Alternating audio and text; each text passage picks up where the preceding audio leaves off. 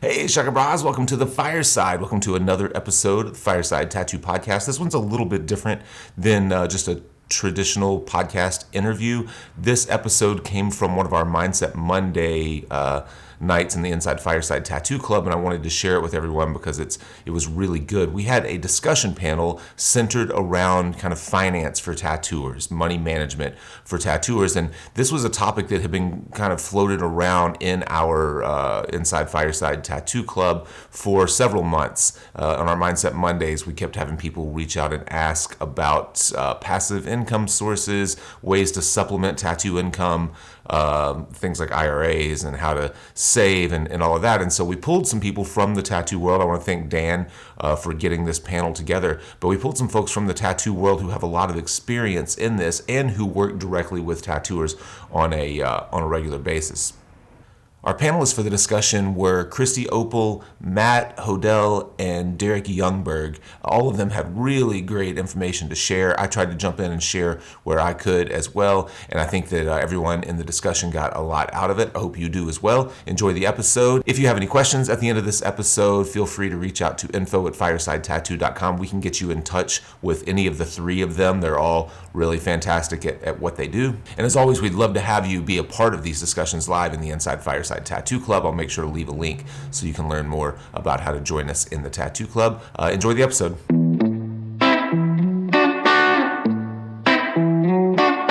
Well, cool. All right, it's 5 after, so we're just going to let everyone else come in as they come in.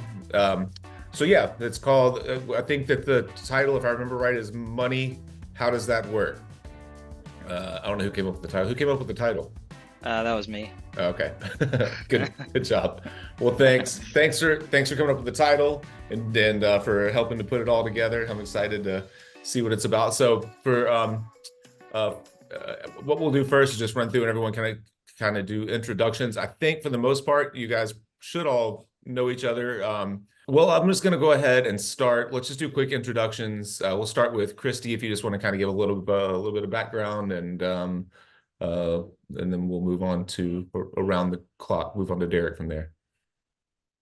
Sounds great. I'm Christy Opal. I've been working in tattoo studios since 1998, and I tattooed for 17 of those years.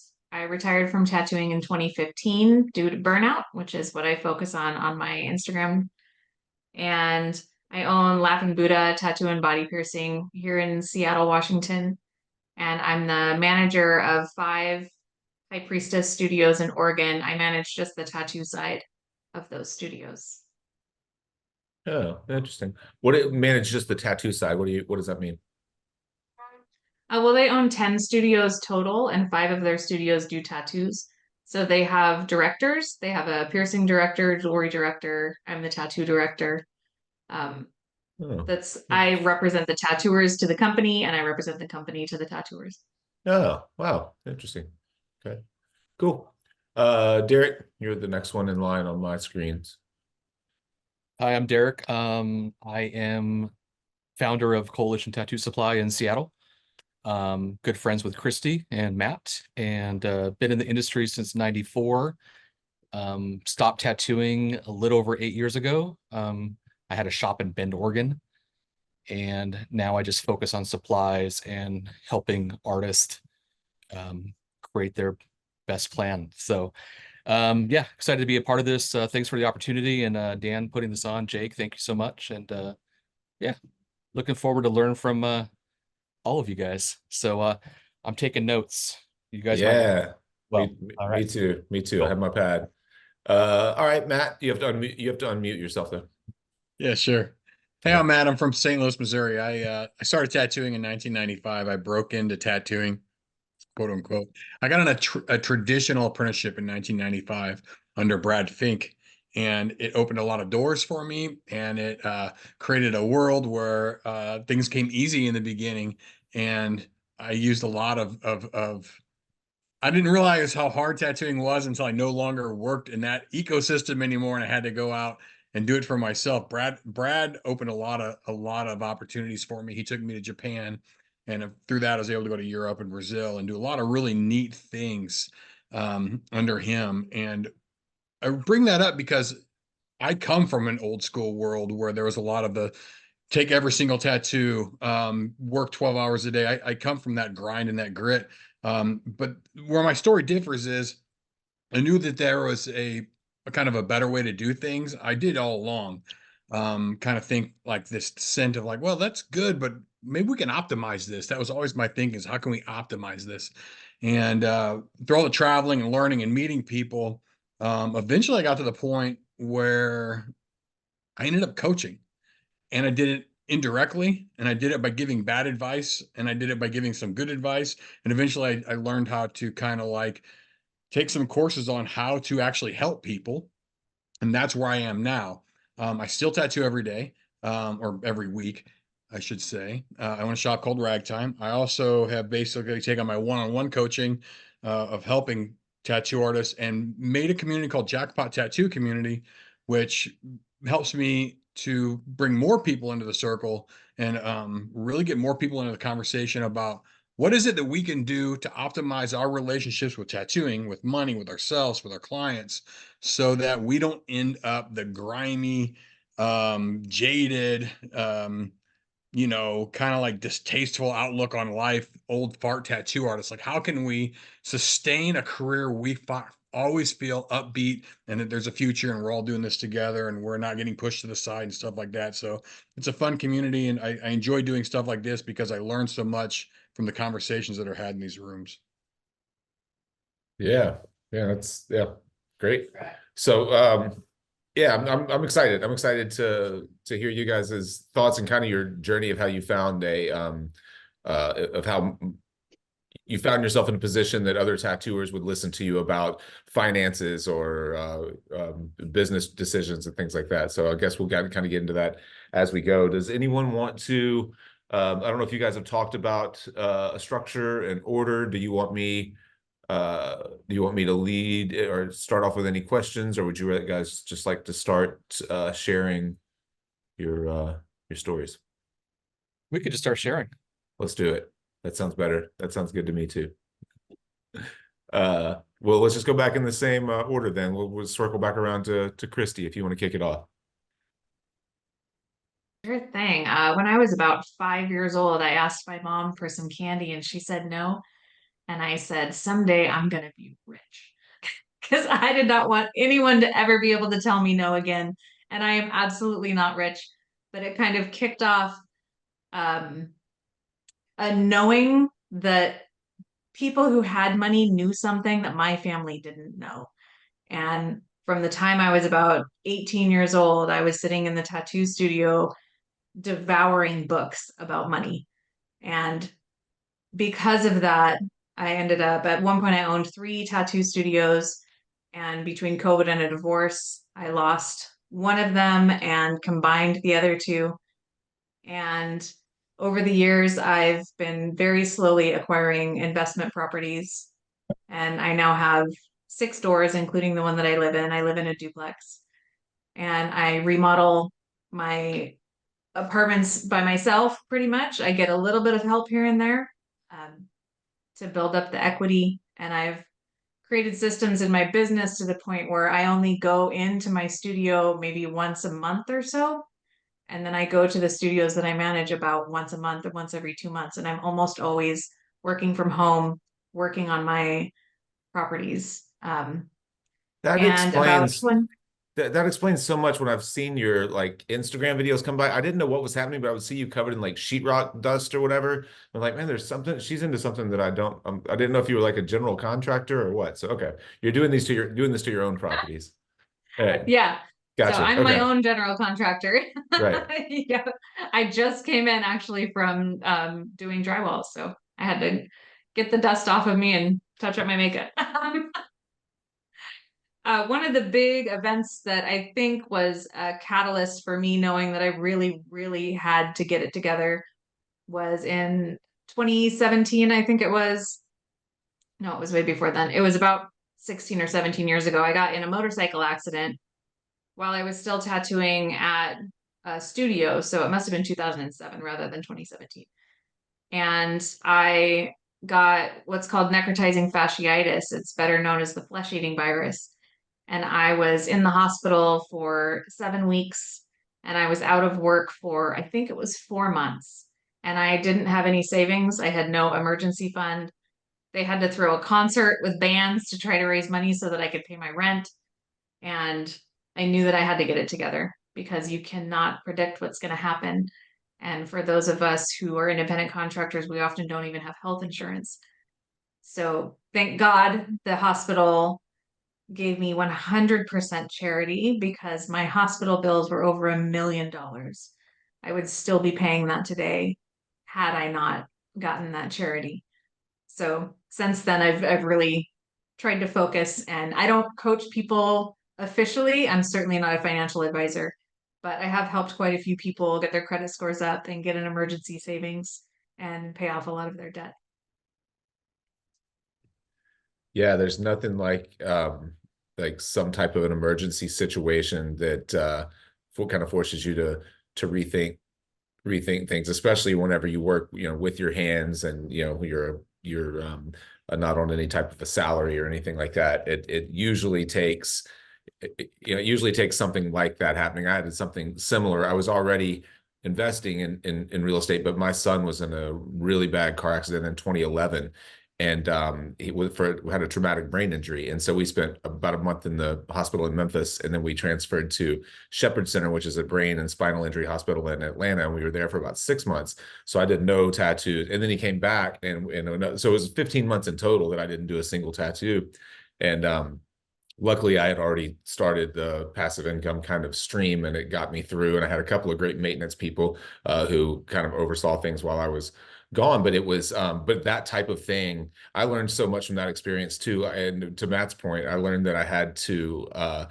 that things had to work without my involvement. That was when I was first introduced to the idea of systems and processes. And so I came back, and as soon as I was able, I hired a business coach, and I was like, hey, here's everything that went wrong. Despite all of my people's best efforts and everything, like people who took care of my house for me, people who took care of the business for me, like they did their best. They had no idea what to do, and it's all screwed up. It's still afloat, but it's all screwed up. We need to fix this, So, Derek, you want to jump in, share yours? Yeah, I mean, kind of parallel stories here. Motorcycle wrecks, right? They tend to change things. But I was thinking about this with the title of this, money, and kind of going back into my history, with money. And I really feel like any kind of money management really is decided for us early on, what our parents do. So I went back as well with Christy, going back into my history and seeing, how that related and what my relationship was with money. And, I grew up with a mixed family, mother and father divorced, mother living off state funds and having the old school funny money of food stamps that I grew up with, and then father who had a great career and was moving along. So I got to see both. But I live with mother primarily, and didn't really learn a lot of skill when it comes to money. So when I broke out on my own at 18, started waiting tables, I really liked that kind of daily cash thing in my pocket. It really drove me to pursue a career like that. And when I landed my first gig with a tattoo artist in his shop, um, I knew this is where I was going to be. This is where I was landing. This is the career I was going to choose. So in the very beginning, I started body piercing with him and working my way to an apprenticeship, but always having just the roots of what I knew. And I worked with what I had. My skill set then was bleak, and I didn't know much about money. So I knew how to make it, and I knew how to spend it. And anything that was in my pocket didn't last very long. And I kept that going for so many years. So for decades, actually, even with my first tattoo shop, I had a point where I was making, a tremendous amount of money, but I didn't tend to ever have anything at the end of the month. I always had a couple weeks of the month where I was like, all right, I'm on top of my game. And I go out and I eat the meals and drink the drink and have good time. And I was floating everybody in the bar and doing all this stupid shit with money. And by the end of the month, I was completely, broke again, and, using tattooing as ATM machine. Did that for years. And, and then a motorcycle wreck happened, and that's a wake up call. And kids happen, and that's another wake up call. And things became bigger than me, and I needed more. So with the motorcycle wreck, I also didn't know where my career was going. I was wrecked for a long time, a couple of years of physical therapy, in the trauma unit after getting out of a trauma unit for 5 days. I was set off on my own. I couldn't tattoo right away. So it was a long time coming before I could again. And in that time, I didn't want to leave the industry. So out of necessity, I started this company. And it took years for that to happen, but about 9 years ago is when I started this, and the tattoo supply company. And I started it as a tattooer. So I didn't understand the operations. I was still in that creative mindset, and I was like, oh, I can do this. I've ran businesses before, and I had no idea. And there were some wake-up calls. The first few years, it was tough, but I knew how to grind and I knew how to push. And then one day, my gal was like, hey, are you ever going to save? Are we ever going to have a retirement? And that woke me up. And I finally got curious. For the first time, I was like, you know what? I'm just going to put my ego aside. I got to change my emotions with this, and I have to do something. So I just picked up a book, and that was the change that needed to happen. And that book led into 2, into 3, into 4. And next thing you know, it was just like, all right, cool. I got momentum now. And I started to create my company like a business and not just a lifestyle. And that's what I was used to. And that changed everything. And money management became part of the thing, became part of the language, it became part of my focus. And I really embodied it. And that being said, now, money is it's not an issue. It's, there's investments happening, and I'm in my 50s, and much different than when I was in my 20s tattooing. And absolutely happy to just keep growing with it, keep learning the process and tweaking it, and learning from you guys, and helping you guys in the best way possible. So yeah, that's kind of my story so far. Yeah. Let's see what it does.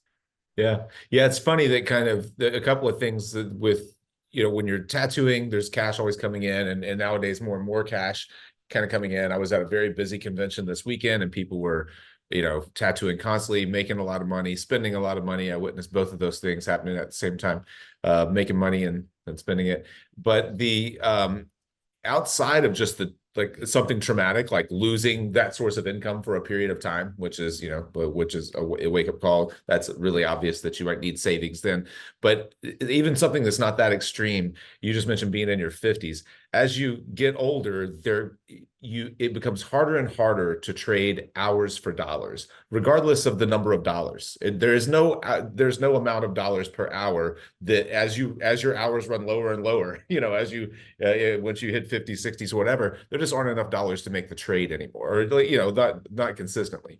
And so if you care about your lifestyle as you get older, it makes a lot more sense to start that saving kind of early. And it's funny how even really high income people, as you were talking about, I was thinking about this surgeon that I tattooed. He's from Jonesboro, Arkansas. And he's my age, older, probably 52, 53, something like that.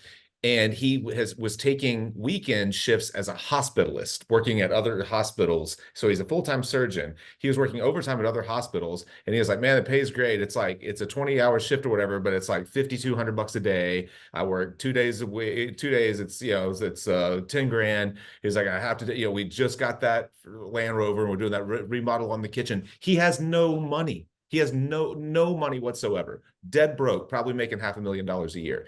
And dead broke. And it just doesn't, there's not a dollar amount that all of a sudden it just ends up piling up on you. If you make it and you're not purposeful, you'll just spend it, You just said it. The key point is, purposeful. And it's, Yeah.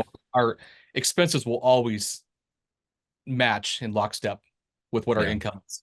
Right. So even when you're a tattooer and you just start making more money, you're like, oh, right on. This is great. Oh man, I really deserve this like better condo, this better house, this better car, whatever. And it's just our expenses just kind of keep growing with it. It's Parkinson's law. It's what happens. Whatever is there, it's in our pocket. We will find a way to spend it. Yeah. The goal of money management, and I'm sure we'll all touch base at this at some point in our own words, but is to get a portion of that money out of sight, out of mind. And that's where it's at. But that's creating a plan, and it's really understanding and recognizing what patterns we have within ourselves and utilizing information out there that is given to us. I mean, there's knowledge all around us, and then we have to create the new process. But it's about planning. That's all it comes down to. Just like with you in tattooing. Anybody here in tattooing and stuff like that, you go into a tattoo, you have a plan. If not, you're fucking wrecked, and you're scrambling to make things work on the skin. And we plan with our tattoos, but we don't plan with our businesses and our money. And it's just like this goes hand in hand. So Yeah. Matt, you want to? I'm gonna have a very relatable story, in lockstep with what Christy and Derek are saying. I just want to take 1 second, and how many people here, just a quick raise your hand, how many people here have gone flat fucking broke? I mean, like broke as shit broke, right? Where $20 seems like awesome, right? Okay, so we all have that. How many people here have looked at their bank account in the past and be like, I'm fucking rich? And I don't care what that number is, they felt rich. They looked at that number and they felt rich. Okay. As we talk tonight, we're going to keep talking about systems and processes to put in place. And I've got a story, I'm going to share that too, but I want to share one thing really quick. There's a psychological effect between gaining $100 and losing $100. Someone tips you $100, you like that. That feels good.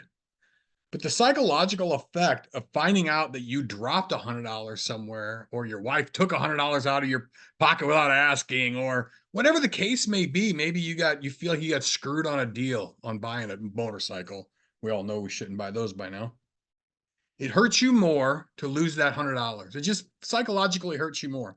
And I think this is part of the crux of the problem when it comes to money. Derek said it best when he said, I use tattooing like an ATM machine. I'm going to tell you, the reason I bought up Brad Fink is because he made me work inefficiently for the first 4 to 5 years of my career. All I had to do is show up at Brad Fink's shop, work, make money based on Brad Fink's reputation, go home and have a shit ton of fucking money, until I didn't work there anymore and I didn't make a shit ton of money anymore.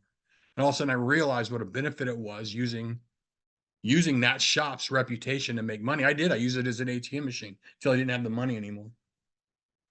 But I think the problem is that when I went from, and I'm not joking here, man, and I think whatever taxes people can come after me, my first 4 years of my career, I easily made $100K a year. Easy. Wasn't an issue. The year I left that shop, I made $20,000. But guess what? I still lived like I made $100K a year. I still went out to eat. I still bought clothes I didn't need. I still went on vacations I shouldn't have gone on because my mind hadn't caught up to my new reality. At my lowest of crawling out of my new reality, fast forward a little bit to the year 2003. Derek talked about wake-up calls. Here's one. On paper, I had a cool career. Worked in Japan, worked in Brazil, worked in Europe, did all the conventions, knew all the right people, slept at all the right people's houses when I went on vacation, as guests. But in 2003, I found myself in Albuquerque, post 9/11, with a baby who's 6 months old, with an addict for a mother, with an alcoholic for a father. That's me. Living in a Motel 6, working at 2 different tattoo shops to try to make money, and as a doorman at a nightclub. And the only day I had off was on Sunday. And I still had to decide at the beginning of the week who I was going to pay first. The person to get formula for the kid, or another week extension on my Motel 6. That is a fucking terrible place to be. It is a terrible place to be. Pain is a motivator. So I don't want to steal any more time, but I want to put some guardrails on what we're talking about here. If you only make $50,000 a year and you worked for 20 years, your labor equity says that you made $2 million. If you save 10% of that, how many people would even have 10% of what they made over 20 years? That's that pain of knowing what you had and what you don't have anymore. You're thinking about, well, I don't have it. It makes me sad. I don't even want to talk about savings. So you're mentally in a crux of not even wanting to get started. Derek and Christy are going to be real helpful about talking about some of these processes to take that away. But I just want to say right now, just before we go any further, just forgive yourselves, man. You're right exactly where you're supposed to be. I was broke as shit at 27 years old. I was okay at 35. And now I can retire at 55. I can retire. I can fucking retire early, all because I made it a mission and I made it a priority, and I forgave myself about all this stuff. So I just want to get that out there really quick. So that's how I got to be. I'm sober today. I've been 14 years sober. I solved that problem. My daughter's awesome. Everything's going pretty okay. There's no guarantees in life. But I just want to get to one other part, and I'm gonna just shut up for a while and let other people talk. Us in particular, us tattoo artists, you know why we suck at money? Because it requires self-esteem to be good at money. And our self-esteem robs us of confidence of what we want our values to be, of confidence of how to handle change. I got a couple written down. Confidence, I was just writing these down as Derek was talking.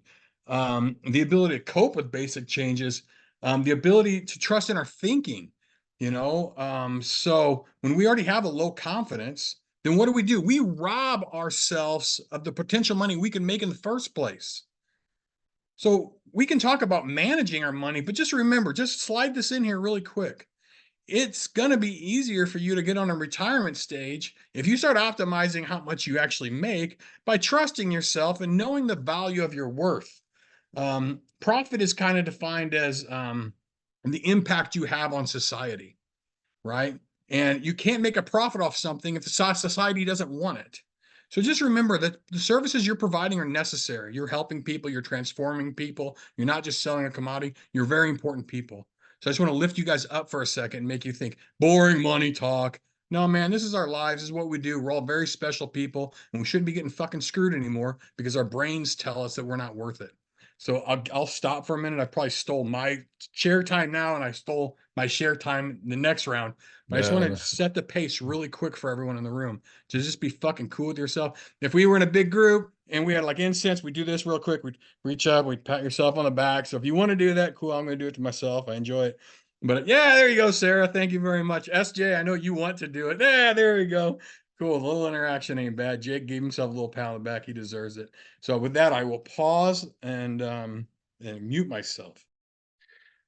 Yeah, I think that was fantastic. I wonder, and first off, Christy and Derek, do you guys agree with that idea that tattooers in general have low self-esteem? And if that is the case, why?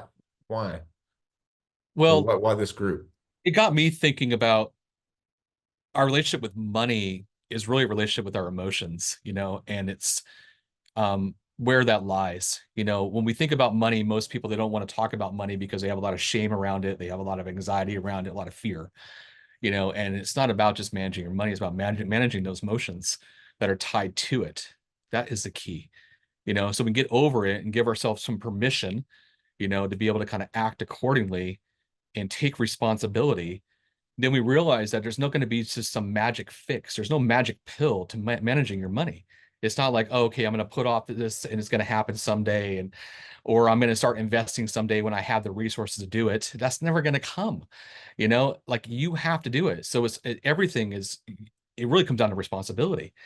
And part of that responsibility is getting true with where you're at, how you feel about it, about your money, and once you start to take that step and you get real with it, that's the first step ultimately. And then the plan comes into play, and there's 1,000,001 ideas out there as to how you can plan, but I'm sure we can just at least hone in on some very specifics. I'm not here to overwhelm you with investments and other accord, but I can at least help. And I know Christy and Matt as well can do the same on just some initial specifics to get yourself going. And it's really touching base on what Matt's saying. Psychology is the key. You got to take control of it because nobody else is going to help you with it. So Christy, your thoughts? Yeah, the message that I get from a lot of the tattooers that I talk to is that, first of all, they don't think that they're going to live very long. So I don't know if that's low self-esteem or not, but drinking ourselves to death, which I was an alcoholic as well. Um, and I think I have almost 15 years without booze now. Uh, yeah. So I think a lot of people don't think they're going to live very long. So they don't think they need to save, because why do you need to save if you're going to die in 10 years? Live it up, spend every dime that you have. Another thing that I hear a lot is just a general fuck capitalism.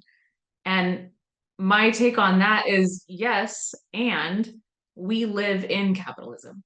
So we can work towards the system that we want and the system that I think that society deserves, but we have to live in the system that exists. So we have to deal with money. And I think that that fuck capitalism angle makes people not want to deal with money at all. And they think that money is bad and evil. And there's a massive hatred of rich people. And my kind of reaction to the hating rich people is it's very unlikely that any of us are going to be billionaires someday. Maybe some of us will be, but ultimately, even if you had $1 million in the bank right now, you're not one of those rich people. So it's okay to have money. It's okay to have investments and assets. It doesn't make you the people that you might not like and agree with. So the self-esteem thing, I think that that ties into absolutely everything in our lives. So if you're not treating your future self with the highest regard, it probably is because you don't think you're worth it. Yeah, I think that's a good analysis, and yeah, it follows right on what Matt was kind of talking about there. Yeah, the like we all talk about the pirate lifestyle, the fuck capitalism, the live fast, die young kind of mindset.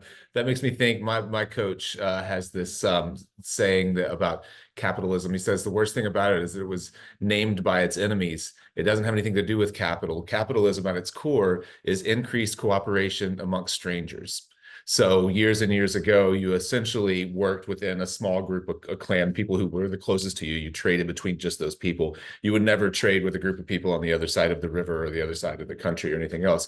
And then as that's grown, now we'll put our credit card into anything and trust that the thing that we bought will show up in 2 days or less. And it works for the most part, And of course, you can extrapolate it out from there and talk about a lot of problems with it. But at its core, that's the way that he defines it. And I like that definition, the increased cooperation amongst strangers. I think we all played that game at some point in our careers. I know Christy, Matt, I can't talk for you. I know for myself, though, I played that social game for many years of fuck the government, fuck capitalism, fuck the rich, all this shit. And it was just ultimately, it wasn't serving me. It wasn't serving, definitely wasn't serving my pocketbook at the end of the year by any means. And when I switched everything over to start playing the wealth game and stop playing the social game, things shifted. It changed. And so I heavily advise everybody, when I constantly hear it in our showrooms, especially about fuck this and fuck that, I also hear all the pain, points as well that are coming through. And, I wish them the best. But the wealth game, I tell you, has a lot less stress than the social game, ultimately. So Can someone set a timer for me so I don't talk too long? let's I got a way to kind of put this, I think that'll help. So what is money? What do we do for money? There's a couple ways we can think about it.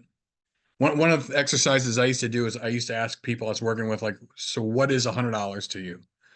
And they come up with some commodity reference. What is $5 to you? They come up with a commodity reference. And they say, what is $1,000 to you? And then you play the game to get to the point where they don't have a reference point anymore. Like, what is $20,000 to you? I don't know. What's $2 million to you? Don't have a reference point anymore. But we use commodity as reference points. And what I'm going to ask is, let's just pretend in this world that we make $20 an hour. Let's just pretend that's an even number that we all make. And now I say, what's $20 to you? Your answer should be 1 hour of my time. So now we have a point of reference of what money is. It's a direct representation of our time. So why that is important is you can actually control your future time by putting away things at Target instead of buying them.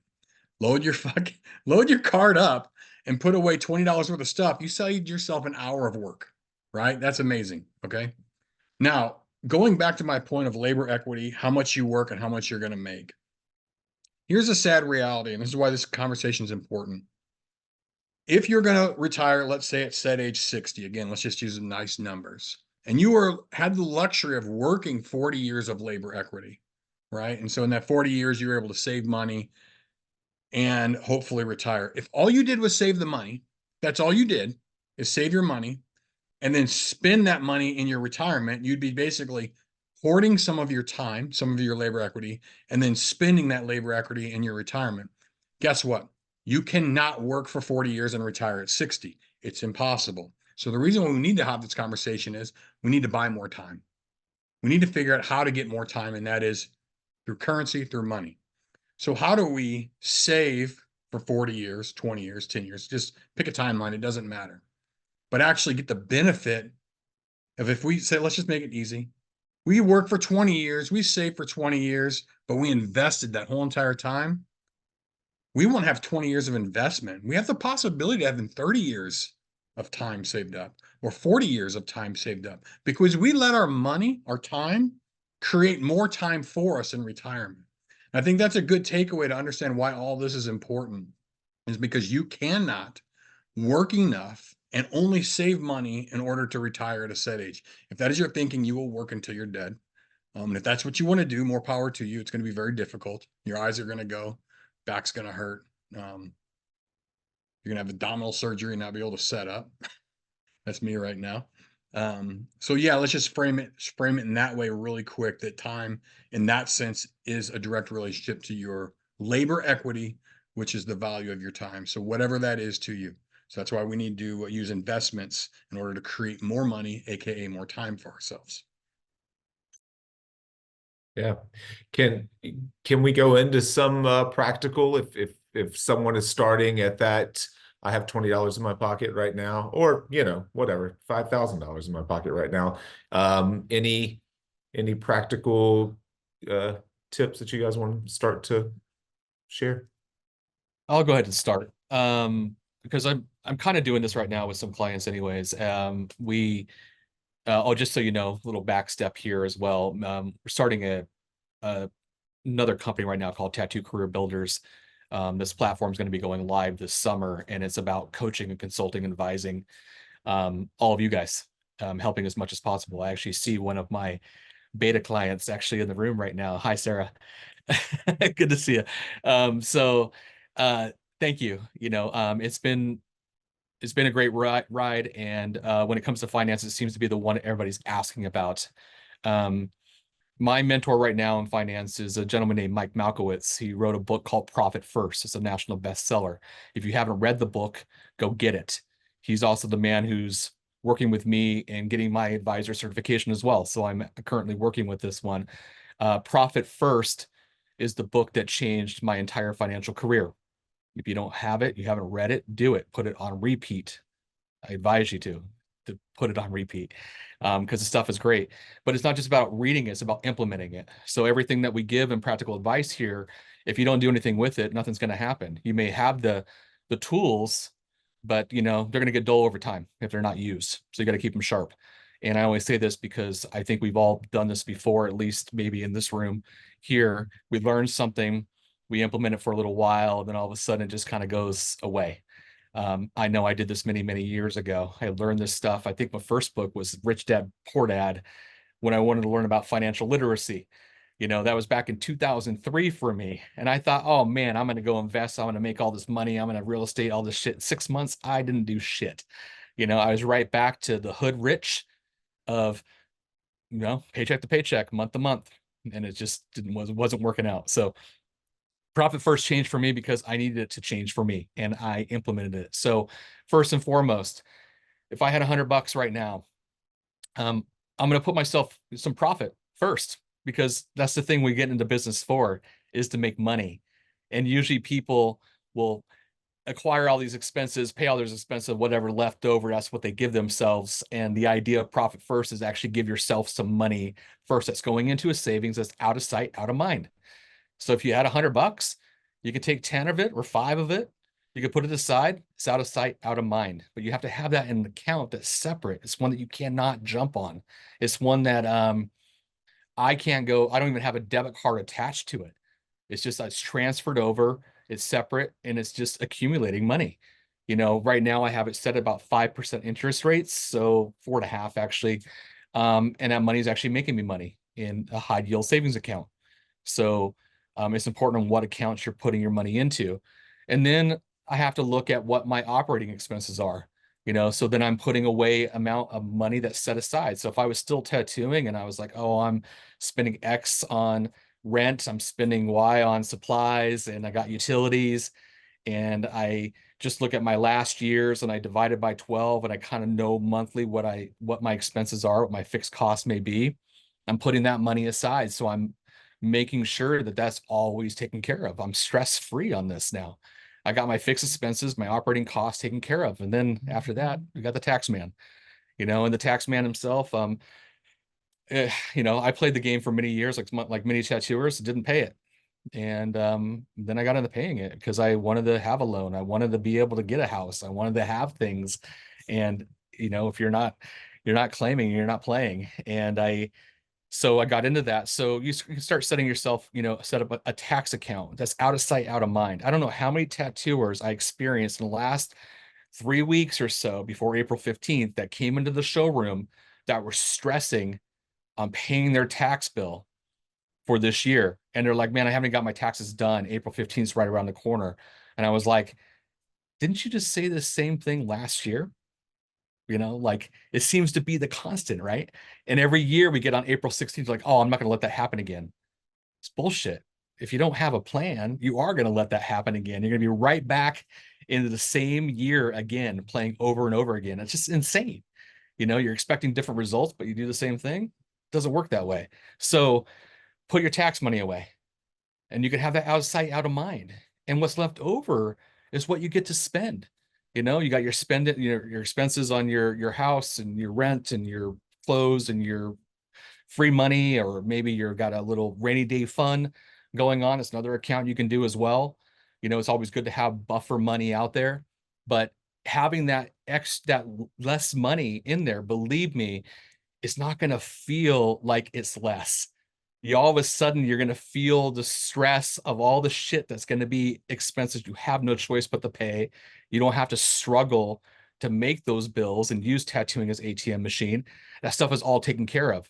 And now, like Parkinson's law, you have less, and you're going to find more inventive ways to spend it. And you're not going to go out there and maybe you're not going for the new toy to keep up with the Joneses and other people in the shop, and you're just realizing, hey, I'm just going to be a little bit more conscious about it, because that's what we miss so much. And the money that we do have to spend is how conscious we're spending it. So I can go on and on with this, but if you can, at least practical, get yourself separate accounts. I know Ryan Roy talks about this quite a bit. If you don't follow him, do. You got to take your personal account and you got to make a separation. You have to have a company account, have your personal account, make a separation, and then you can have multiple accounts underneath it that are all working well together. But it's a process, and I can't say it happens overnight. I wish it does, but it just doesn't. So it's something that really accumulates over time, and eventually when that becomes your pattern, that becomes something there, it could take a year. It could take 3 for some people. You just have to give yourself time with this, because your fix is not going to happen overnight. So, Christy, what are your thoughts? I think the first thing is make sure that you have a separate business account and a personal account if you're an independent contractor. That's vitally important. All of the money that you make tattooing should go into a business account, and then you pay yourself from that. And that's when you can do your allocations. So all the money I made goes into this business account. Now 10% of it I'm going to put into a high yield savings account, because 10% of everything you make should always be yours. And then separate it into the tax account. You've got your expenses, how much do you spend, and then you can pay yourself. And I think it's really important to track your expenses. And there's free software available online where you can connect your bank accounts And if you're putting all your cash into the account, it's going to be that's the best thing that you can do, because now you're going to be claiming it. It's all in the account. Now everything that you spend is coming out of that account, going through the software. And then I would recommend it minimum once a month. Once a week is even better. Go through and make sure that it allocated your expenses in the right place. And allocating just means it separates it out. This was for, supplies. This was for rent. This was for this. Make sure it's all in the right spot, because then at the end of every month, you can see where your money went. And how many of you have gotten to the end of the month and seen how much you made and just went, where did that go? I don't even know where it went. So now you can see, how much did you spend on DoorDash this month, which is the one that always floors me because I hate cooking. But now I know. So I know this month, okay, I'm going to cook because last month I spent way too much on DoorDash. So just tracking your expenses, having a separate business account and personal account, and your 10% savings. If you are an employee, all of my tattooers at Laughing Buddha are employees, so they get paychecks. And the paycheck that I get from Laughing Buddha, I have automatically set up to where 90% of it goes into my personal account, because this is just my money. This isn't the business's money. And then 10% of it automatically goes to my high yield savings account. So I don't even see it. It just happens when I get paid. But if you're doing this yourself and as an independent contractor, you can do all of that, and you can set it up to do it automatically if you have the right accounts. But that might get a little bit more complicated. If Yeah. you're anything like me, I definitely, I can't stand budgeting. I'm not really a numbers guy. But I did one day just sit down and spend the hours to get it fucking done. And that's really what it comes down to. If you could just take a weekend and spend a few hours to kind of just truck through it. And there's a couple good apps I know out there. Monarch's a really good app as well. YNAB is probably the one that's most sought after right now. YNAB is a wonderful app when it comes to all that and being able to transfer money around to see where it's at. And then once you get that done, you can literally you could be looking at your finances maybe an hour a week, maybe an hour a month, even if you have everything automatic. I know I have mine down to looking at it 45 minutes in 1 month, and I can get everything down. And I do about 15 minutes a week, on top of that, just to kind of look at things and make sure, but everything's automated. And that's what it comes down to, so. Yeah. Matt, what do you think? I guess if the question is, what would I do if I had $100? I'm just going to backstep a little bit and say that if I don't value that $100, I'm going to reward myself and go buy something stupid. That's exactly what I would do with it. Until I understand that $100 has value, I'm gonna blow it. And there's a great way to think about this. Let's say is the only way I can do it. Sorry, I've been doing it for too long. This is my explanation. You have 3 lawnmowers, 3 push lawnmowers. You are rich in lawnmowers. You only have 1 yard, but you got 3 lawnmowers. So what do you do with the 3rd lawnmower and your friend needs one? Hey, you probably give it away. You gave away 1/3 of your wealth in lawnmowers because you had an abundance of lawnmowers. It had no worth to you. Now your wealth is 2 lawnmowers. So if you give away 1 more lawnmower, that's half of your wealth of lawnmowers. So even though that lawnmower might have a price tag of say $500, you're thinking to yourself, well, I don't really need 2 lawnmowers, so I'll just sell this one half price. You get $125 for it or whatever. You're down to 1 lawnmower. If that one breaks, you don't even have enough money left over to buy another lawnmower. We do this with money all the time. We set these goals for ourselves. We say, I need to make 5,000 a month, 10,000 a month, whatever it is your number is. And when we go over that, what do we do with it? Oh, woohoo! I'm putting that in my going to Hawaii money or whatever. We just buy stuff with it, And so the first thing we got to clarify is if you have $100, know what its purpose is and why you have it and what you're going to use it for, For me, I want to retire at the age of 55. And so in order to do that, what my money has two things. My money protects itself. So that $100 will protect me from touching $100 that I have saved already. That'll be one more stepping stop before I dip into my savings, so to speak. So now it's a protector. But it also, I would put that money towards one of my so-called buckets. Derek touched on this a little bit. And so I think the best way for me to phrase how just to re-say what everyone else has said, we're all saying the same thing here. I'll just use my example.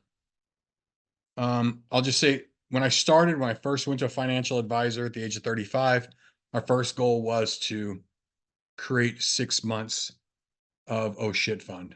So that if my hands blew off until my hands grew back, I could not work for 6 months. And that kind of is the definition of wealth. How many days can you go without working? That is wealth. That is your direct relationship to wealth. How many days can you go without working? So I have a couple phrases or a couple kind of things we're going to need to think about when it comes to setting up our buckets.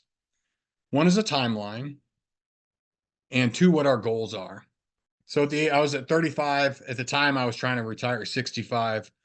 I was told it was impossible to retire at 55. So I had a 30-year timeline. Okay, this gives me some ideas here of how I can invest that in different ways.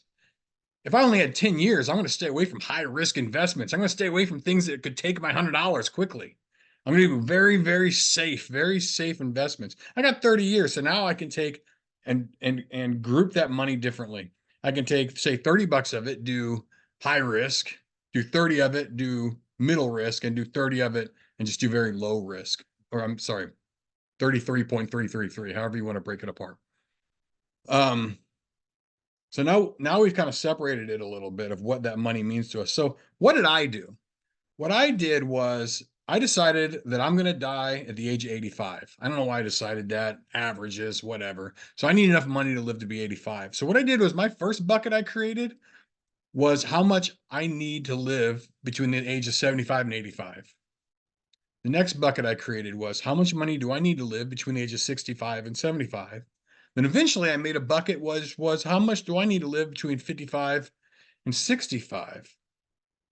And then what happened was that 6 months safety net that I created, that cushioned me from no matter what, I could not borrow against these other buckets that were already spoken for. They're allocated money. I can't touch it. This becomes so addictive that when you actually start building this up, you create buckets in front of your 6 months safety account. And then you'll create buckets in front of that. So when I hear about what is that $100 going to do for me, it's just one more wall between me and my future, the time that I'm trying to protect. What do those buckets look like? They're boring. They're super freaking boring, but I put into them every single month. I am an odd person. I had a goal at one point in time to invest 50% of all of my income. That was my goal at one time. That's unrealistic. Don't do that. It's very boring. I'm probably more in the 30%. And I have been able to secure a future for myself now, where I can retire at 65, but I went nuts. And I was able to kind of like take my risk threshold and bump it up. And I made a couple of key investments that made me good money. And they shouldn't have, but they did. And because of those key investments, I was able to take that. And instead of going, oh, look, I made $100,000 off this thing I did. Seems like free money. I should reward myself and go buy myself a Corvette.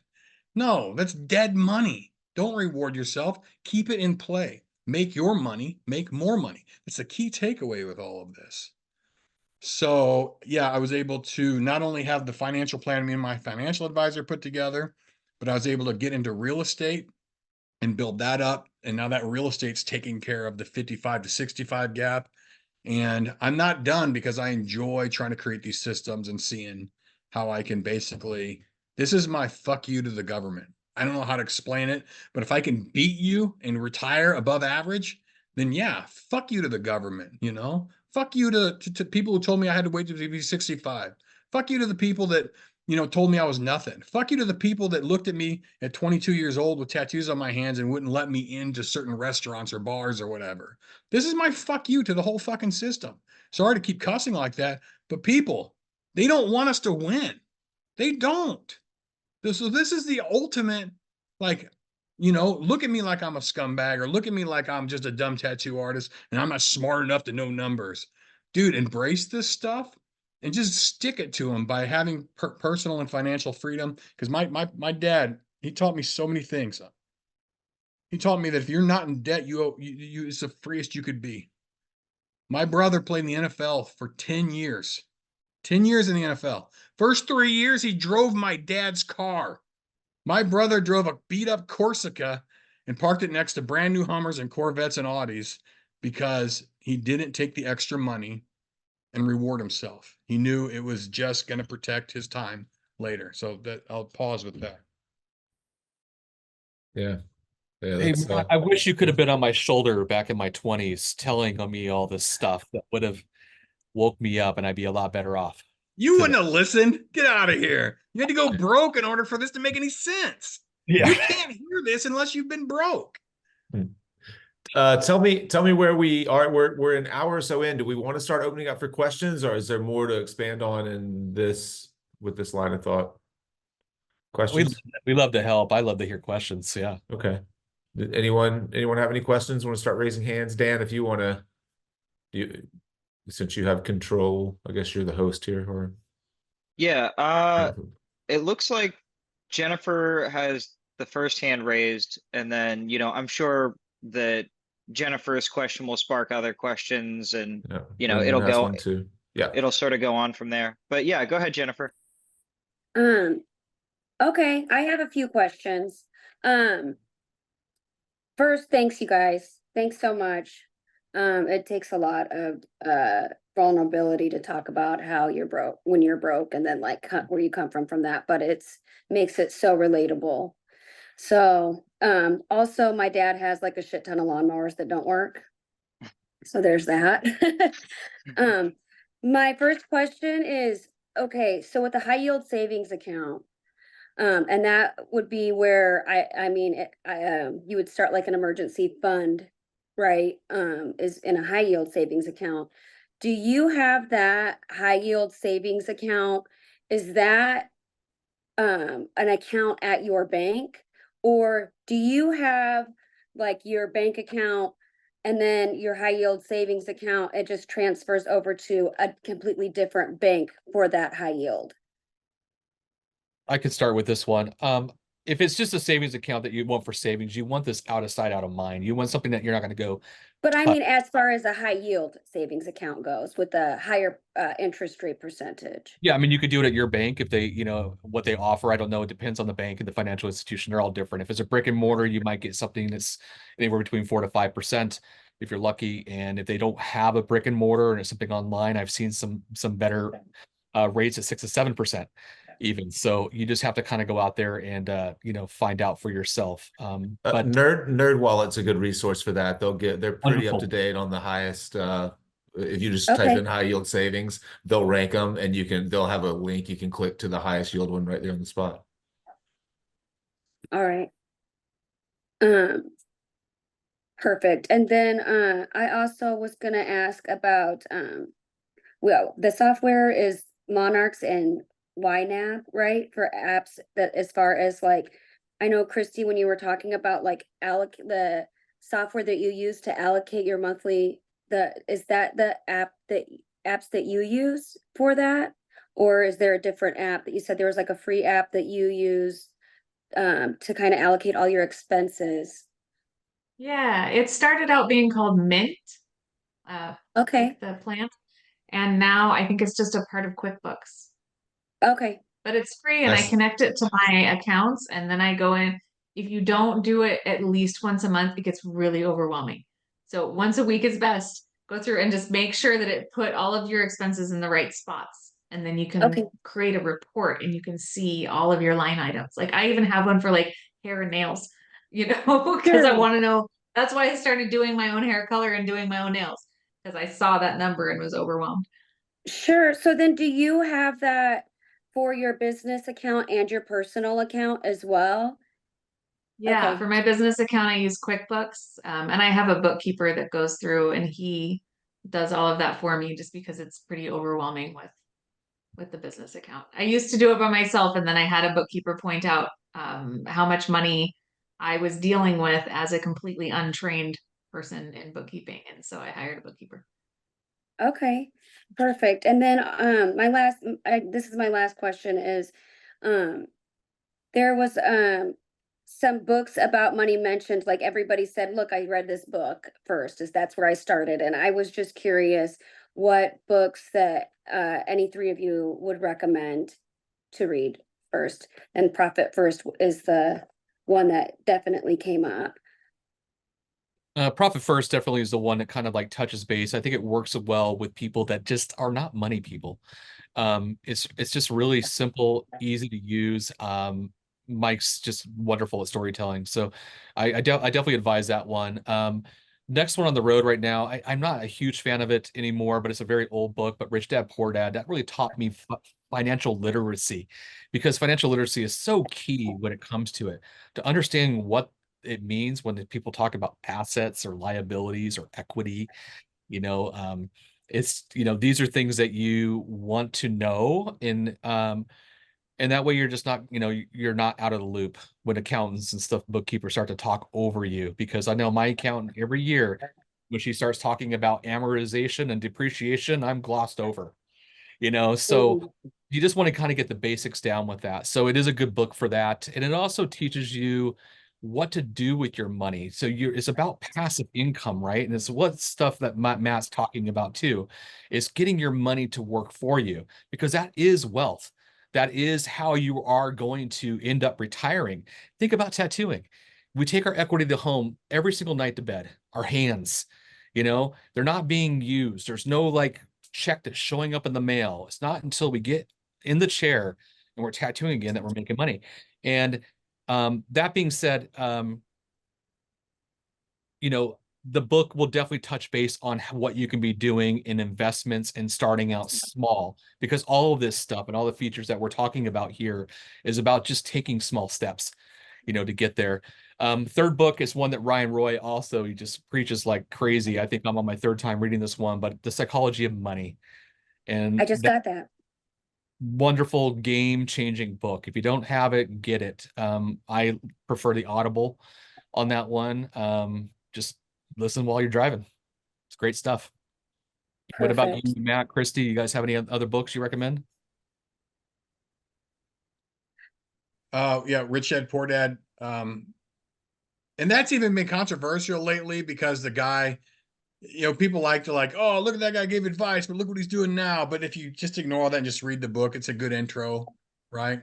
Wealth of Nations by Adam Smith is a hard read, but it starts to put everything into context and loop everything back around to what Jake had talked about, which I wrote it down. He said, Jake, it was the increased cooperation against strangers. I think it was that Amongst strangers, or between amongst strangers. strangers. Yeah, between strangers. Yeah. Wealth of Nations starts to define what labor is and where we get money and why we need it and how we do stuff. So I like that book a lot. And I also like an easier book to read, which is actually quoted over and over again in Rich Dad Poor Dad, which is The Richest Man in Babylon, which is a super easy read. And you're only going to take away one thing. You're going to take away that pay yourself first. That's all you're going to remember out of the whole book. Read it so that you can remember saying that. Thank you. Yeah, that's when I said 10% of everything you make should always be yours. I think that's almost a direct quote from The Richest Man in Babylon. And if you have a hard time with nonfiction, that is told as a parable. The language they use is a little bit, it was uncomfortable for me, but and then Rich Dad Poor Dad was like absolute like favorite money book of all time. The thing that I wanted to mention is very similar to what Matt was saying. If you look into the people that wrote these books and some of their politics, it might be absolute opposite of yours. And that is the case with Rich Dad Poor Dad with me. And so it's a matter of taking the knowledge that you can and using that to your benefit and not necessarily worrying about the personal lives of the people that wrote them. Real quick before we got Lyndon's question, but you've mentioned a few times everyone has paying yourself first, and I wanted to share a quick story about how this goes against our nature. At least I believe that it does. When I started buying rental houses in 2004, I read a book. If you guys care about real estate, it's in my opinion the best, simplest real estate book ever written. It's a terrible title. It's called The Weekend Millionaire's Guide to Investing in Real Estate by Mike Summey, and it's a buy and hold book. So it's not about flipping houses. Mike's probably 85 years old now, and he still owns his first house. And but so the idea is you start with it has nothing to do with comparable sales. There's a very simple formula that I still use today. I've probably bought 120 houses over the years with this formula. And I don't have 120 houses now, but with this formula, I've used it to make the offers and buy it. And so it starts with the rents, and you subtract out your insurance, your maintenance, your property taxes, a vacancy factor, and a management fee, and whatever's left is the most that your mortgage payment could be. So if you were going to the bank to get a mortgage, that would be your break even essentially. So what I wanted to do whenever I was 27, 28, 30 and buying houses was I wanted to get to 100 houses as fast as I could. I just wanted to own 100 single family houses. It was like I gamified it. And so I started cheating that a little bit. And the one that I cheated, I have to pay the property taxes. I have to pay the insurance. I put back 10% for maintenance because I know things are going to go wrong. I put back 10% for vacancy because I know it's going to be empty for some period of the time. The one that I started cheating was the 10% for management fee because I said, I don't pay a property manager. I'm managing them myself. I don't need to be paid for it. So even when it's built into the system to pay yourself, I found a way to weasel myself to not pay myself so that I could justify the extra money to buy the house. I was like, oh, as long as I don't pay myself, I could pay $75,000 for this house instead of $67,000, and that'll make me more competitive on the bids. And so it's funny how, like, even when you're trying to do the right thing, you'll find a way to screw yourself. And it was years of doing that before finally I was like, man, I've been managing houses for free for a long time. Like, that really sucks. Of course, I'm getting the equity of the tenants paying down the mortgage, and equity is growing, and it is still building wealth. But the day-to-day management, collecting rents, filing evictions, going to court, doing all the things, I wasn't making a dime for. So, Lyndon, you want to?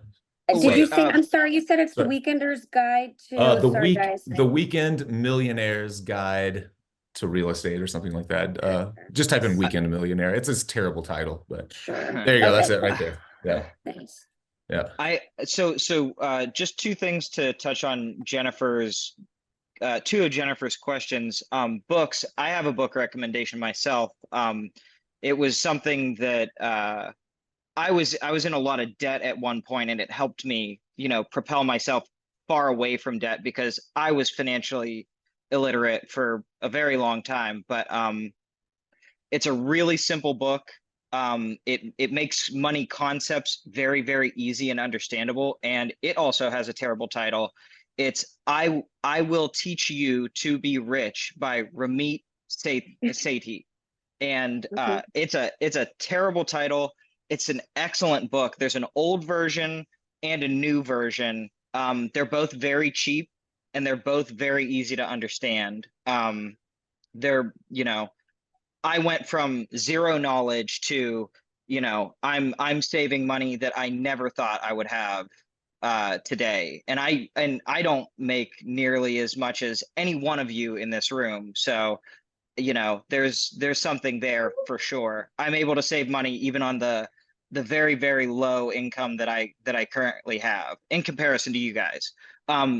Second thing is with apps, along with Monarch, YNAB, and Mint, I also suggest, as somebody who is fully self-employed with several businesses that I'm, I work for Jake and I work for myself doing several other things, but like Hurdler, spelled HURDLR, is another really great app that's much cheaper than most of the other financial apps out there. It's basically, $60 for the whole year for the most basic features, and then you can figure out where all of your money is going. You can connect all of your bank accounts similar to Mint, and it's just very easy to use.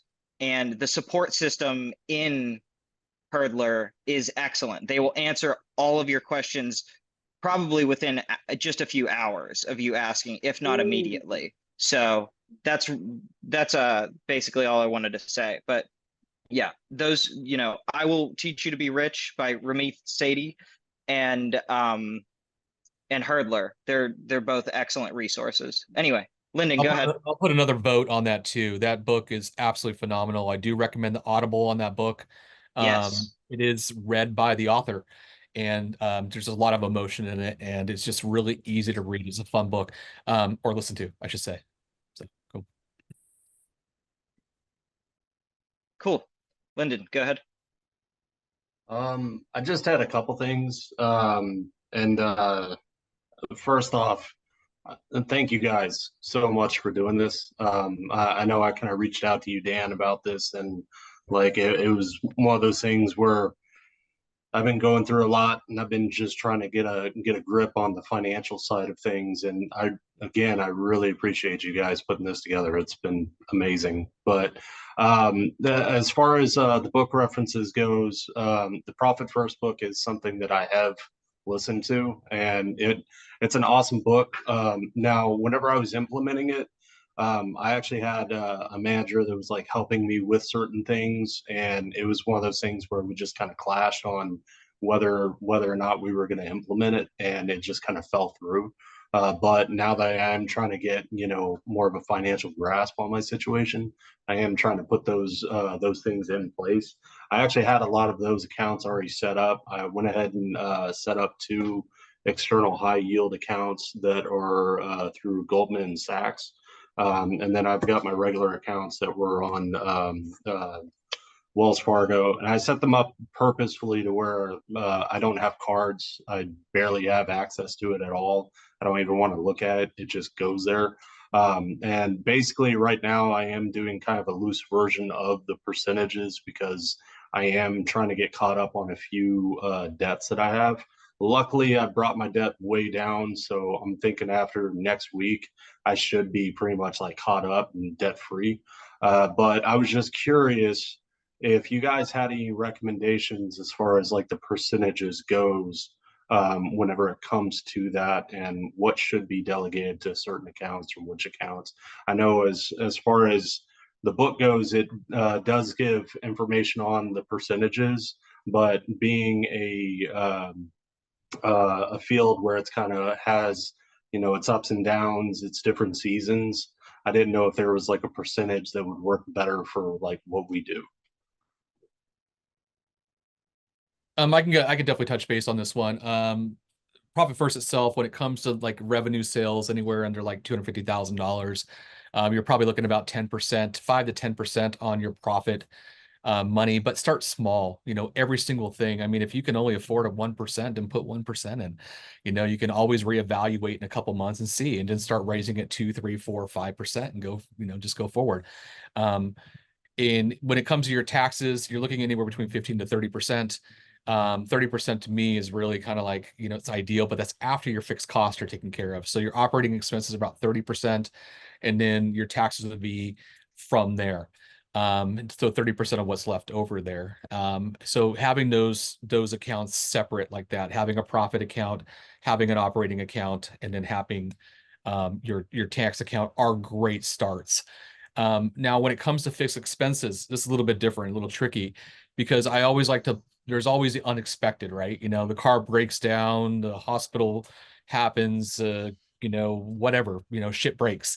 So you always want to kind of buffer in aspects. So if 30% is not really fulfilling all that, then you might want to bump it to 35% just as a buffer to making sure that any unexpecteds are taken care of, and then anything else, underneath that and stuff like that, you can start looking at investments and start looking at other, areas that are a little bit more advanced on it. Linda, I'm going to go ahead and drop my email in the chat here. as well. And actually I could take, and if you're open with it, I know it's, you have to be a little vulnerable with it, but if you want to ever share with me, I can actually plug this into the Profit First system, and I can give you an instant assessment within minutes and telling you what percentages that you're going to be possibly looking at. And I would definitely do that for you. I greatly appreciate that. Thanks so much. Thanks so much. Real quick, can I say on those percentages, and Derek, you mentioned 30% on taxes. The one thing on income taxes, and you guys were talking about getting to the end of the year and being worried about paying taxes.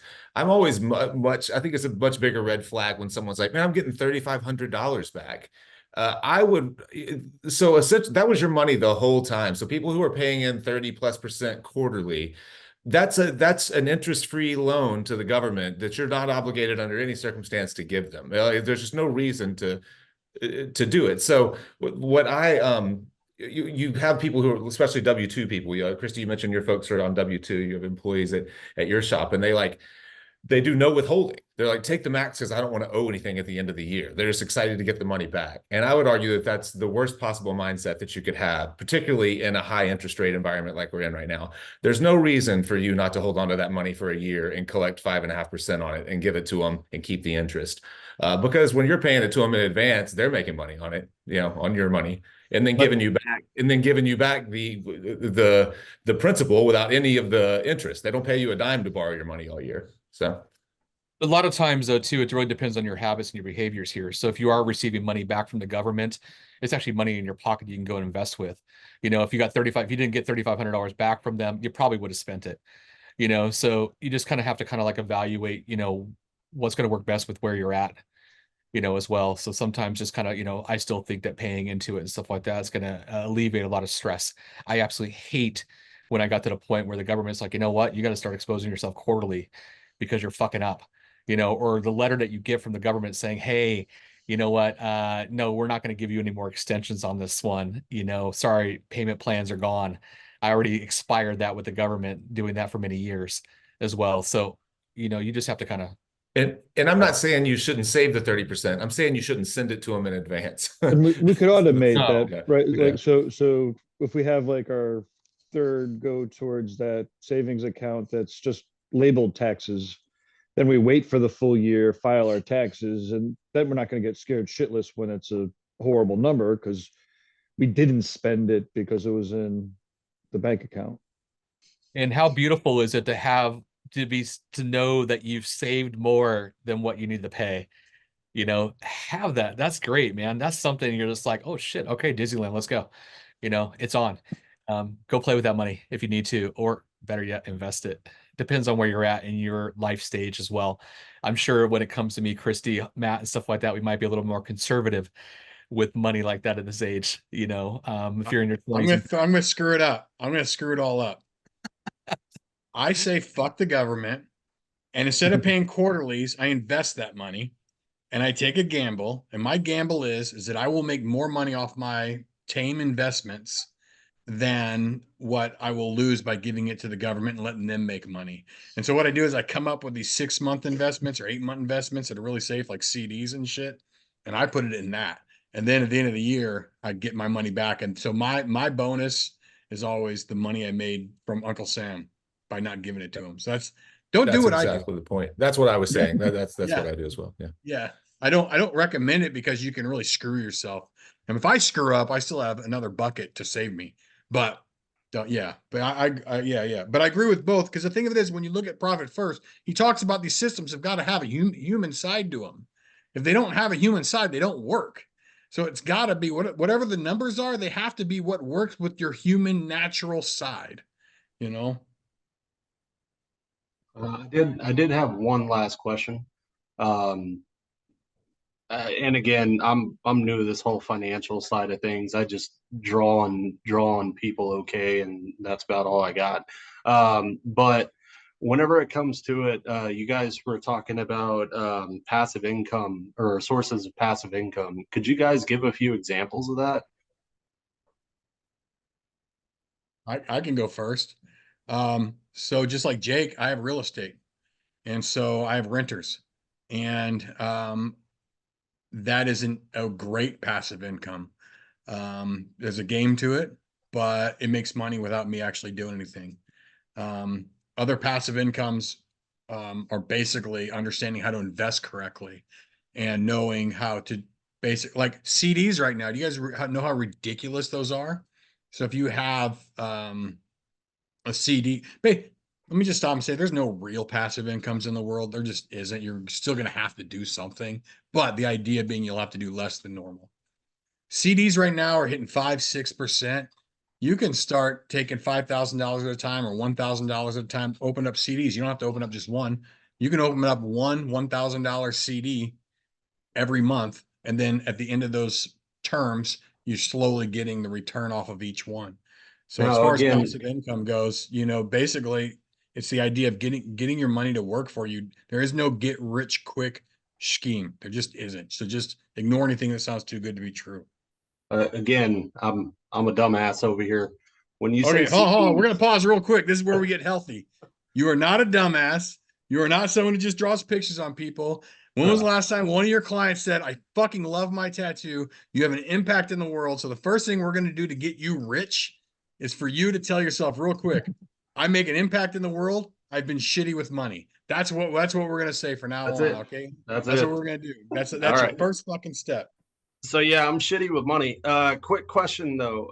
When you say CDs, I'm thinking compact discs. Like, what do you?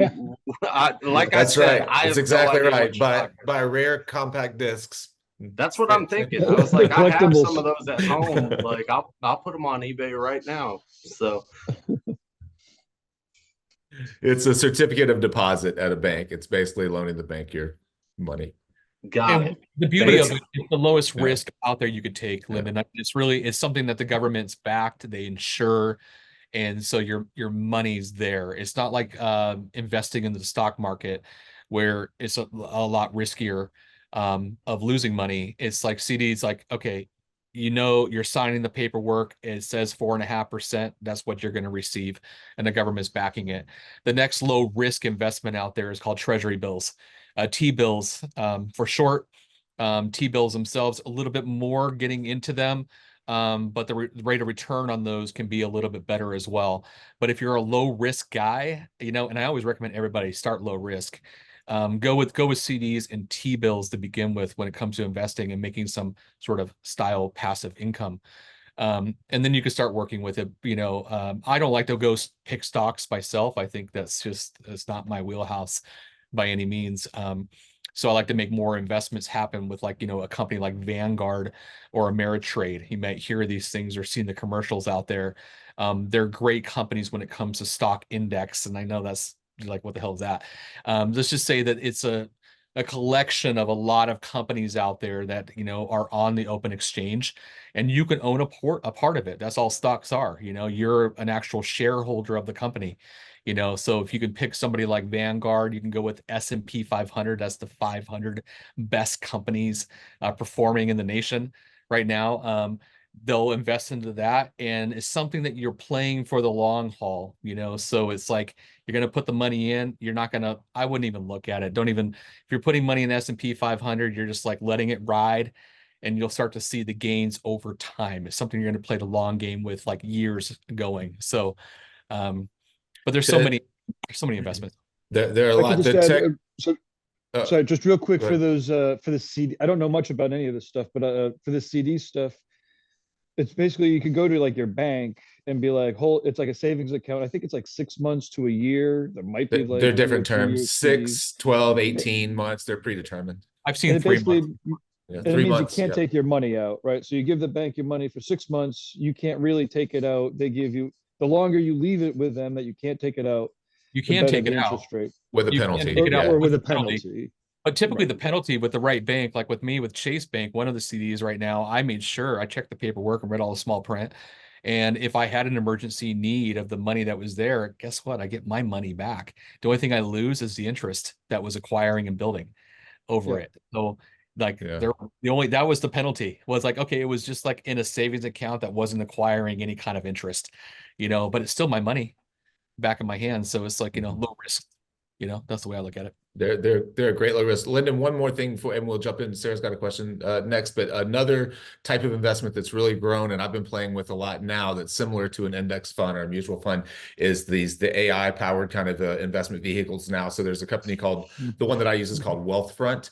And you essentially answer about 15 questions based on your kind of age, your income, your risk tolerance, all those types of things.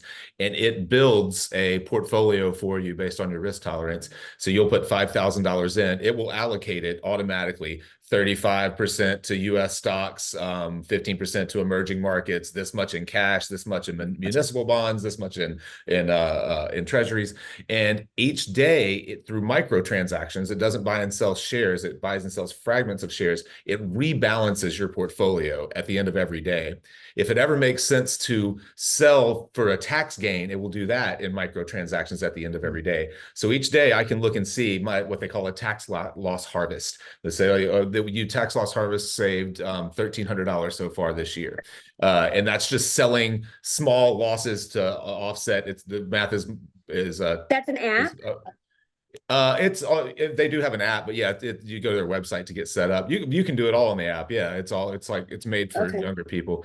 Wealthfront. I've been using it I opened one because my mom has no financial sense at all, and she had she had about $40,000 sitting in her checking account and had nothing because she doesn't do anything but go to work and go home.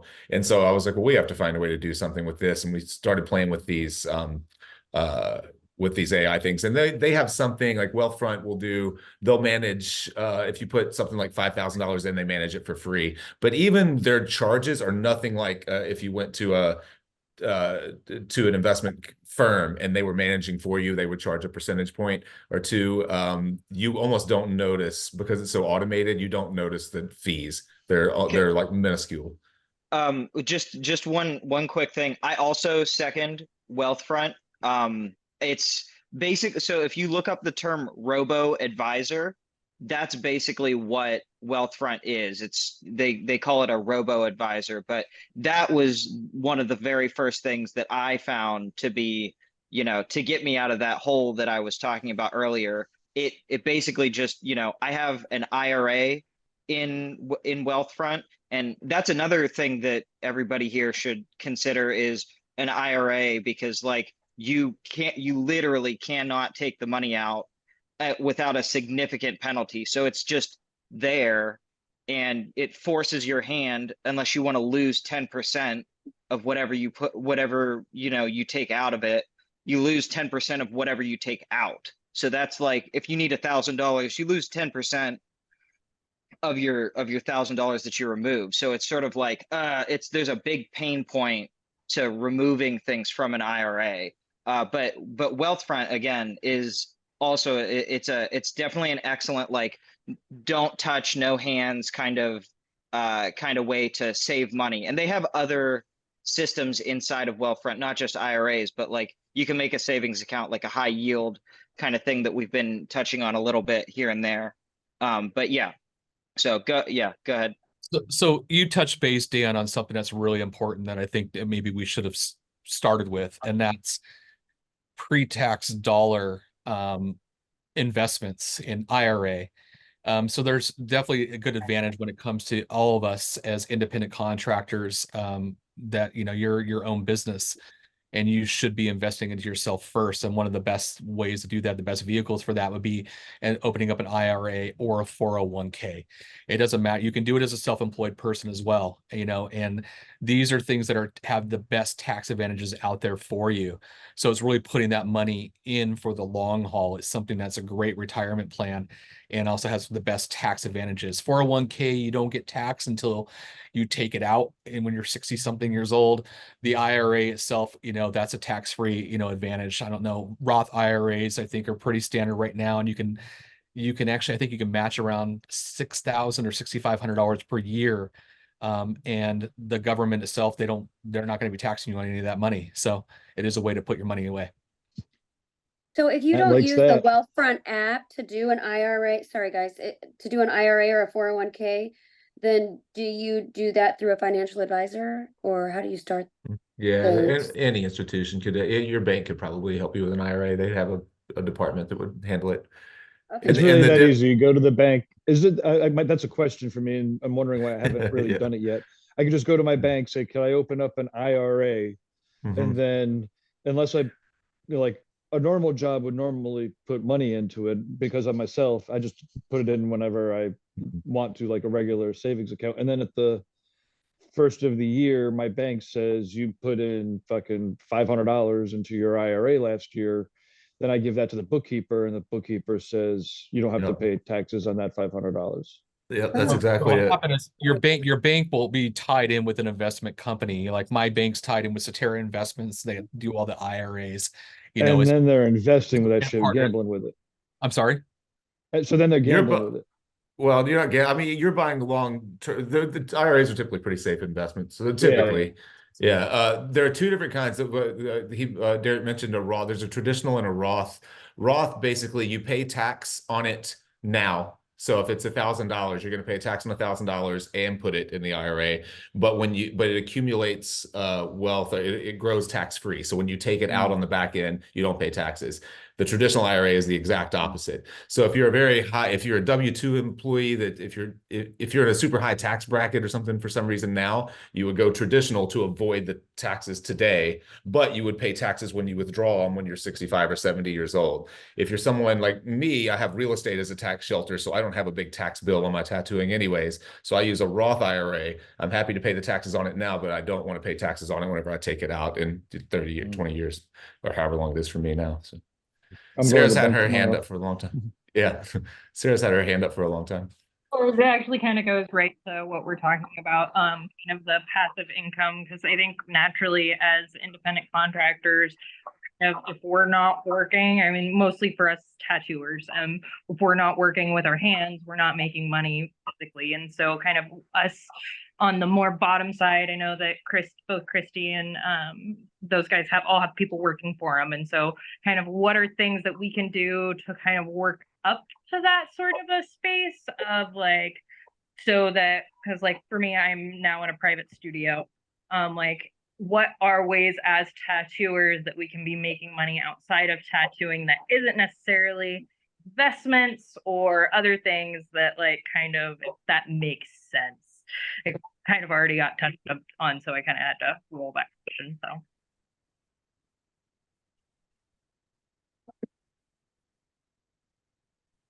So if I understand this question correctly, like what are other avenues, what are other revenue streams that you could be focused on right now? The one thing that I see, because I've been into so many tattoo shops and I see missed opportunity, is retail. And it's like, people that are like, they got all this art and they're not making like prints. They don't have t-shirts. There's no coffee mugs on the table. They're not reselling aftercare. There's stuff like this that you could be really maximizing your opportunity of your shop front there to make some extra income, as well. Outside of that, finding some sort of like, secondary avenue with your art, selling it on Etsy or doing whatever. I mean, you have to kind of be creative with that process and what works well with you and what you want to put your time into. But I just seen it so much where people are like, oh, I've been meaning to get this done. Well, just do it. Just get some shirts made, sell them. You got great art. Places like Redbubble, and there's another one where you put your artwork in there and then you just adjust it on different products. And then it's just drop shipped. People order it on the website, another company makes it, and you just get a percentage. You don't have to do the initial investment in the products, which is something I used to have a tattoo aftercare company, and I have a whole shelf in my closet right now full of aftercare that is now expired, and I paid for that. So I would much rather do something. Drop shipping is just that. It's where somebody else makes the product as people order it rather than having a bunch of products and then selling it. Along everything everyone said, and Derek kind of talked about what else do you have? You have you optimized your environment, your private studio? Have you optimized your hourly? Have you optimized your downtime? Have you optimized the fact that when you're not tattooing, no one's making money in that chair? Can you sublet? Right. So the first thing is to say, my power to make money, my have I optimized what is at my fingertips before you start looking at creating more jobs for yourself? That would be the very first thing I would think to look at. Yeah, it seems kind of silly to say, I've what,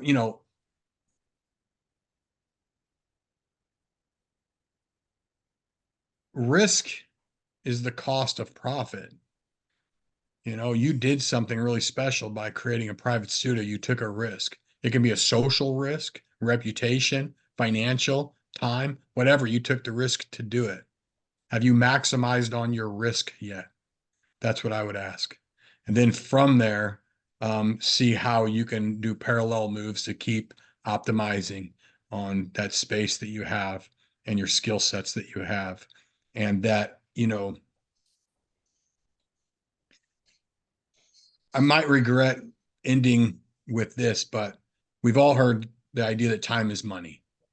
And that actually comes from a bigger paragraph, which talks about it was a letter of advice to Benjamin Franklin. It's probably Thomas Edison, but I think it was Benjamin Franklin. Someone asked Benjamin Franklin for advice. And Benjamin Franklin, in so many words, basically says, when he says time is money, he further on says, if I'm gonna reduce this to today's language.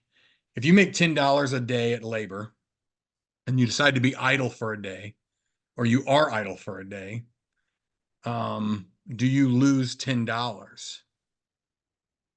What if there was no work? What if you actually can't be busy 6 days a week? Is it really opportunity loss right there?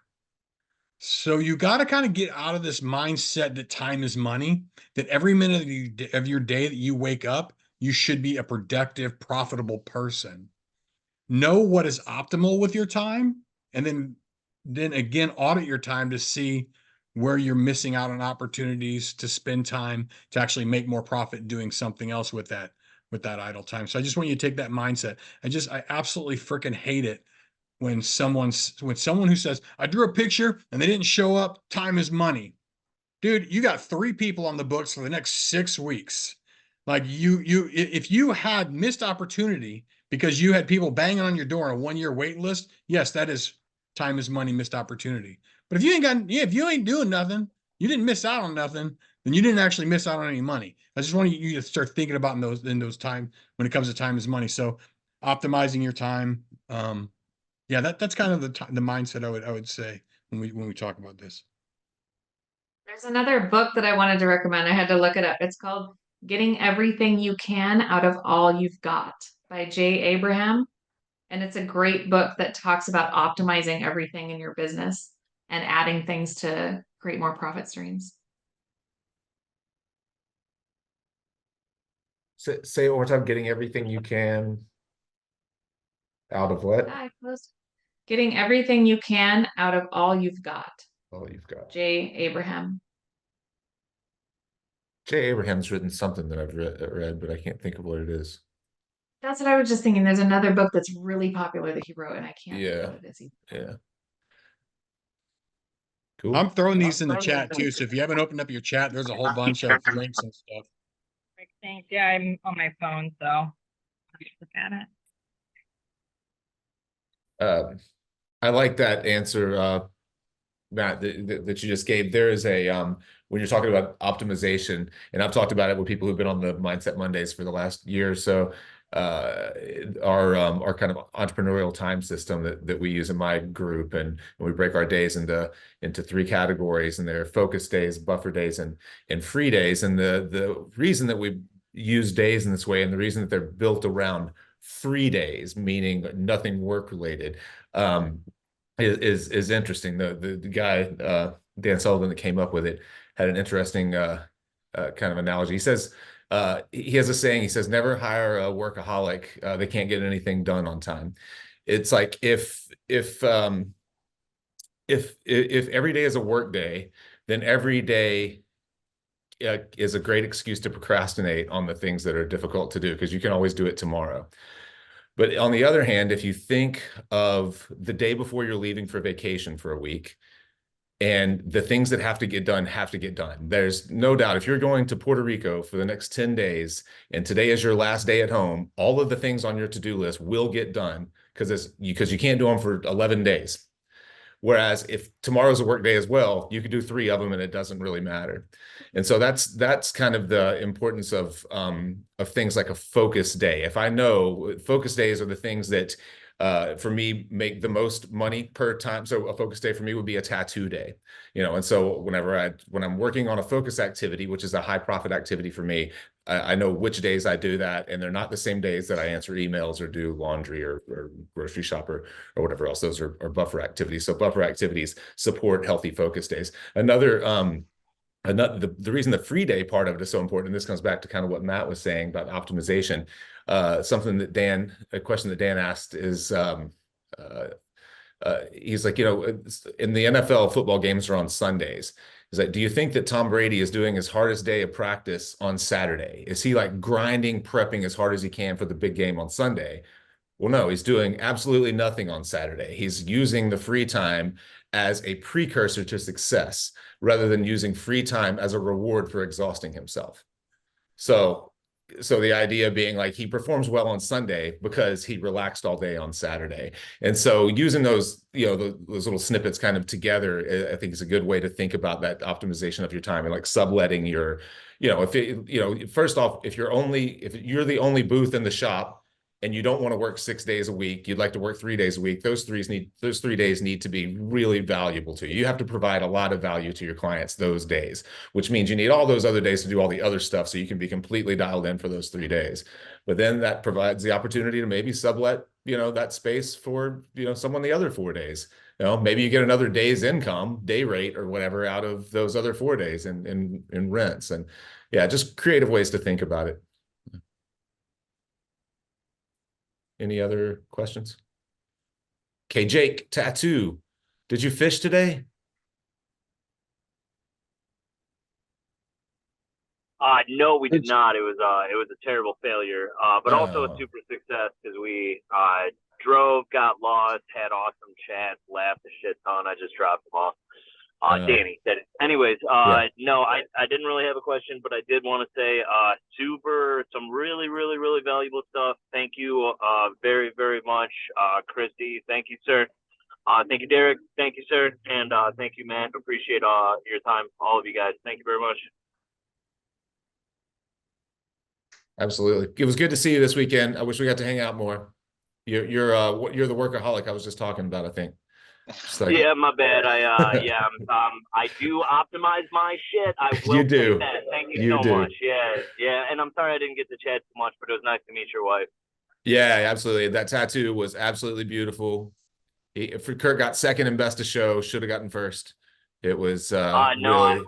I got first, pal. I took the whole Oh, thing. did you get... Oh, what'd you get second in? Large color? Yeah, so I finished up a little early and put them in for large. I took second to a heel piece, but then I took tattoo of the day, then best of show color, then best of show overall. Sweet, awesome, man. I'm so glad. I guess I could have. All right, that's great. I don't know why I had it in my head because I left right after that. Well, because Jake left early. That's fucking why. Because Jake left early. That's why. Jake optimized his fucking time by bailing. So we all know your business model. Thanks, Jake. All right, man. Love you. That was great. Congratulations. You too, man. Thank you, guys. And again, appreciate every time. Thank you so much. Anything else? Can I follow up one quick thing right now, because we've gotten so much information. I'm sure some people are a little bit overwhelmed of like notes and understanding and stuff like that. But if you could take this or whatever that really resonated with you tonight and do something with this tomorrow, put the shit into action. Don't let it sit. Because there's one thing that if anything, I can go back in time and look at my beginning of my career. And if I wouldn't have sat on things for so long, I'd be much better off today. So, and I could tell the room right now, there's a lot younger generations right now. And I feel like I'm just talking to my youth. And I just like want to say, hey guys, implement this shit, go take some fucking action. And I know all of us, me, Matt, Christy, I'm going to speak for you guys, but we're open for it. In the chat is my email address. If you have any questions or have any concerns or whatever, or just like, I don't understand what you guys were saying with this or that or whatever, I would love to answer and have more conversation with this. And Jake, thank you so much. I think that this money management thing needs to keep rolling, man, on a more consistent basis.